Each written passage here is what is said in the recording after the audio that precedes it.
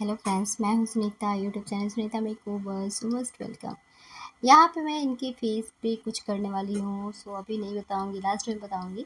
तो यहाँ पे करने से पहले मेरा ये हर क्लाइंट्स के पीछे ये मेरा रूल है अपना खुद का।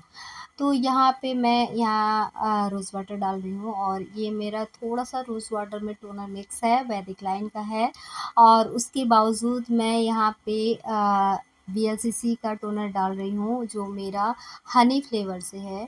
और इसे डालने के बाद मुझे 10 मिनट तक छोड़ना है, कम से कम 10 मिनट नहीं, अगर आपके पास टाइम है तो 5 मिनट, मिनिमम टाइम 5 मिनट तक छोड़ना ही छोड़ना है। इसे छोड़ दोगे ना तो काफ़ी क्लीन हो जाएगा फेस। तो यहाँ पे आप इस तरह से, आपके पास वाइप्स है, मेरा ये वाइप्स जो है गीले वाला है, तो मैं इसी से वाइप कर रही हूँ इनके फेस को। 10 मिनट तक मैंने छोड़ दिया था। आपके पास टाइम नहीं है तो 5 मिनट तक कम से कम छोड़ दीजिए। उसके बाद ना जो भी फेस पे टैनिंग आई है, वो सारे टैनिंग जो है रिमूव हो जाएँगी। और काफ़ी गर्मी का सीज़न चल रहा है, उस अकॉर्डिंग बता रही हूँ मैं यहाँ पे। तो गर्मी के सीज़न में कौन-सा बेस्ट पड़ेगा, ये मेरा देख रहे हो ओज़ोन का इंस्टेंट ग्लो ब्लीच है। तो ये बेस पड़ता है, ये डिटैनिंग एक तरह से ब्लीच है और बहुत ही अच्छा रहता है, ब्राइट के लिए तो बहुत ही बेस्ट है।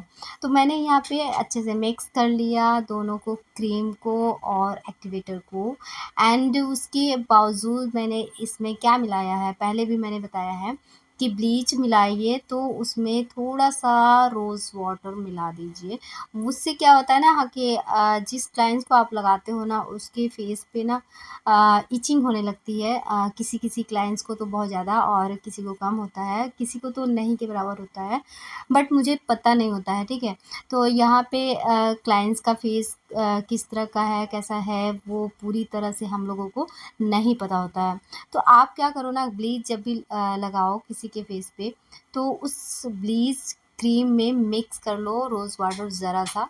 और उस रोज़ वाटर के ज़रिए क्या होगा कि हमारा ब्लीच जो है, जितना इचिंग होना चाहिए, लगना चाहिए फेस पे, वो ना के बराबर लगेगा, ठीक है? हमारी हर क्लाइंट्स बोलती हैं, जब जब भी मैंने किया है, तो मैं बाद में पूछती ज़रूर हूँ कि आपको इचिंग लग रहा है कि नहीं? तो मेरी क्लाइंट्स ना के बराबर बोलती हैं। हाँ, किसी-किसी को थोड़ा-सा ज़्यादा लगता है, बट कुछ तो बोलती हैं कि बिल्कुल भी नहीं लग रहा है। ठीक है? तो इस तरह से आप करोगे ना तो ब्लीच आपके क्लाइंट्स को बिल्कुल भी इचिंग नहीं लगने वाला ब्लीच से। और उससे क्या होता है, जब इचिंग होती है ना तो इरिटेशन होती है और कम से कम 10 से 15 मिनट मुझे छोड़ना पड़ता है क्रीम को। उस बीच जो है ना क्लाइंट्स जो है काफ़ी परेशान हो जाती है, 5 मिनट के लिए तो काफ़ी परेशान हो जाती है। तो इससे बहुत ही रिलीफ़ मिलेगा क्लाइंट्स को और उन्हें कोई भी इरिटेशन नहीं होगी।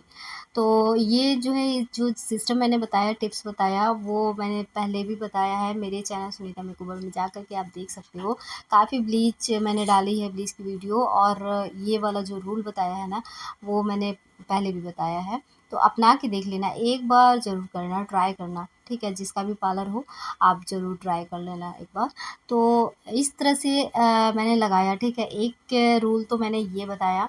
दूसरा क्या है कि मैंने आपने देखा कि ब्लीच लगाने से मैंने पहले इनके फेस पे रोज़ वाटर डाल दिया था। उससे भी क्या होता है, एक वो भी एक तरह से हमारा एक टिप्स है, एक मतलब रूल, क्या बोलूँ कि एक तरीका है कि इस तरह से अगर करोगे कि फेस पे भी अगर रोज़ वाटर को डाल लोगे और उसके बाद तो ब्लीच अप्लाई करोगे, तो यहाँ पे गर्मी में ख़ास करके, क्योंकि गर्मी में हमारा स्किन जो है ना ऑयली हो जाता है और ब्लीच जो है जिसमें हम लोग एक्टिवेटर मिलाते हैं, वो काफ़ी इचिंग करने वाला रहता है। तो ऐसे हम लोग जब फेस पे भी रोज़ वाटर डाल दिया और क्रीम के अंदर भी डाल दिया और उसके बाद लगाया ना, तो बिल्कुल भी इचिंग नहीं होने वाली है।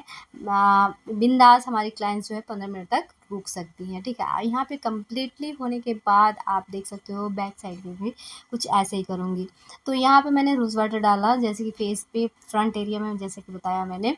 उसके बाद वाइप्स किया, यहाँ पे क्लीन किया वाइप से और तुरंत क्लीन किया, क्योंकि यहाँ पे टाइम नहीं था मेरा। अगर आपके पास टाइम है तो 5 मिनट वेट कर लो डालने के बाद, जैसे कि मैंने पहले बताया। तो ठीक है, यहाँ पे मैंने क्लीन किया, उसके बाद तो अच्छे से लगा रही हूँ। यहाँ पे देख रहे हो कि इनके कानों में भी मैं लगा रही हूँ। अगर मेरी क्लाइंट जिस एरिया तक बोलती हैं, आप उसके अकॉर्डिंग प्राइस रखो और जितना बोलती है उतने एरिया तक आप लगा सकते हो, ठीक है। कंप्लीटली होने के बाद जब ब्लीच हमारा कंप्लीट काम कर लिया होता है ना, तो उसका कुछ इस तरह से दिखता है। यहाँ पे देख रहे हो कि ब्लीच कुछ फुला-फुला सा इस तरह से हो जाता है। तो इस तरह से हो गया, ये मेरा एक तरह से पहचान है कि ब्लीच मेरा कंप्लीटली हो गया है। अगर फिर भी आपको नॉलेज नहीं है कि ब्लीच मेरा निकालना चाहिए कि नहीं इतने टाइम में, तो आप क्लाइंट से पूछ लीजिए कि आपको क्या इचिंग हो रही है। अगर मेरी क्लाइंट्स बोलती है कि नहीं इचिंग नहीं हो रही है, 5-7 मिनट के बाद वैसे भी इचिंग नहीं होती है, ज़रा-सा भी अगर लग रहा है तो आप छोड़ दीजिए, 2-4 मिनट वेट कर लीजिए, उसके बाद तो निकालना है, ठीक है। तो यहाँ पे ये भी एक तरीका है कि हमारा ब्लीच काम कर लिया। अगर क्लाइंट्स बोलती हैं कि नहीं ऐसा कुछ नहीं हो रहा है, तो आप ब्लीच को निकाल सकते हो, क्लीन कर सकते हो, ठीक है। तो यहाँ पे कंप्लीटली मेरी हो गई थी और मैं यहाँ पे वाइप कर रही हूँ। एक्स्ट्रा क्रीम होता है ना, तो आप जैसे कि मेरा जहाँ-जहाँ एक्स्ट्रा था मैंने अपने जो ब्लीच के साथ एक नाइफ़ दिया होता है उसके ज़रिए मैंने निकाल लिया। उससे क्या होता है कि फटाफट से एक बार में ही वाइप हो जाता है और हमारा कम टाइम में काम क्लीन हो जाता है, क्लियर हो जाता है। तो यहाँ पे आपको कैसा लग रहा है वो ज़रूर बताइएगा। अभी तक सब्सक्राइब नहीं किया तो कर लीजिएगा और लाइक करिए, वीडियो को शेयर करिए। मिलते हैं नेक्स्ट वीडियो में। Bye bye.